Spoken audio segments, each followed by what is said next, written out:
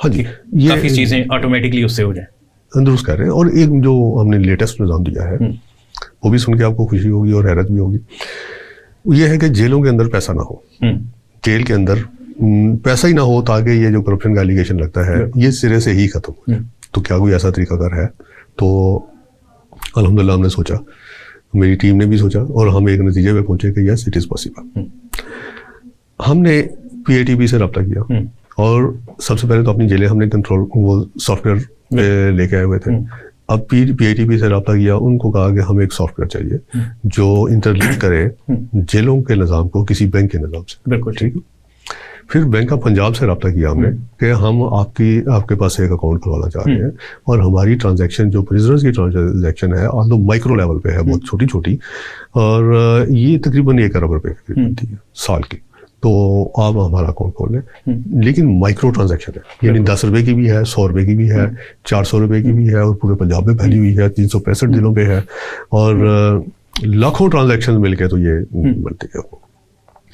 तमाम बैंकों को हमने बुलाया, जितने भी कमर्शियल बैंक से, अमाउंट देख के तो वो खुश होते थे जब वो देखते थे कि ये बिल्कुल ही माइक्रो ट्रांजैक्शन है। वो कहते थे कि नहीं हमारे अखराजात बढ़ जाएंगे।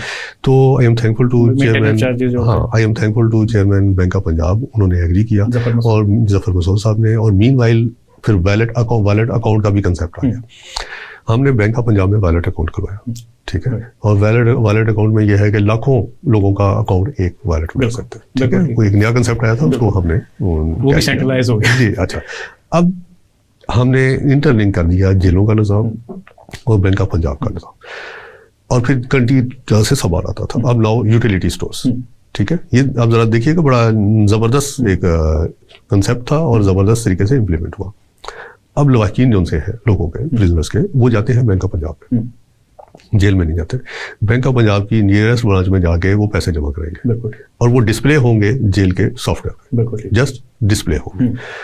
और प्रिजनर को एक पर्ची दे दी जाएगी कि आपके फलां बंदे ने 10,000 रुपया जमा करा दिया, ठीक है। अब प्रिजनर के पास सिर्फ पर्ची है, पैसा नहीं है, और वो निकलवा भी नहीं सकता। अब उसने ऑर्डर देना है, फर्ज कर रहे हैं उसने बिस्किट्स लेने हैं, उसने पेप्सी की बोतल लेनी है, उसने कोई ऐसी चीज़ लेनी है जो अलाउड है जेल में, तो वो ऑर्डर देगा बायोमेट्रिक डिवाइस के ऊपर, जिसके ऊपर रेट भी दर्ज है, फीड है और आगे आइटम भी दर्ज है। बिल्कुल वो पूरा बताएगा कि जी ये चीज़ चाहिए, ये चीज़ चाहिए, वो दिखा के उसका अंगूठा लगवा लेंगे कि यस उसने ये ऑर्डर प्लेस किया। जैसे ही वो अंगूठा लगाएगा तो ये यूटिलिटी स्टोर जो बदल का है, जो जेल के अंदर है, वहाँ ये ऑर्डर डिस्प्ले हो जाएगा। वो सामान पैक करेगा, वहाँ सामान पैक करके अंदर भेजेगा।